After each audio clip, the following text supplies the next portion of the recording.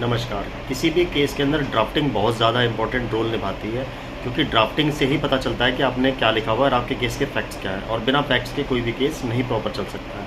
तो जो ड्राफ्टिंग होती है बहुत सोच समझ कर करनी चाहिए, और आपके वकील साहब को इस चीज़ का ध्यान रखना चाहिए कि उसके केस की ड्राफ्टिंग प्रॉपर हो, और जो भी आपके सारे फैक्ट्स हों, जो भी आपकी जो डिटेल्स हों, उसके अंदर प्रॉपरली मेंशन हो, और कोई भी चीज़ जो है कंसीलमेंट ऑफ फैक्ट नहीं होना चाहिए, और कोर्ट से किसी तरह का फैक्ट ना छुपाएं। जो उसमें ड्राफ्टिंग हो वो क्लियर एंड प्रॉपर होनी चाहिए।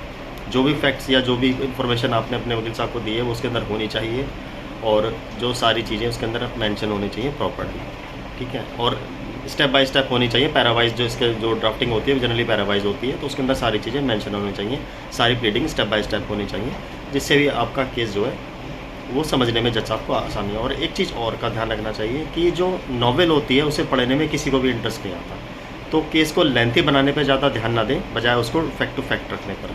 जितना ही आप क्लियरिटी रखेंगे उतना ही आपके केस के लिए बहुत बेटर रहेगा। चीज़ों को घुमाने की कोशिश ना करें, उसे कट टू कट और क्लियर रखें, जाकि आपके समझने में भी अच्छा रहे और सामने वाले के समझने में भी वो क्लियरिटी है। धन्यवाद। इसीलिए ड्राफ्टिंग जो है वो बहुत ज़्यादा इंपॉर्टेंट है, इस चीज़ का आपको ध्यान रखना चाहिए।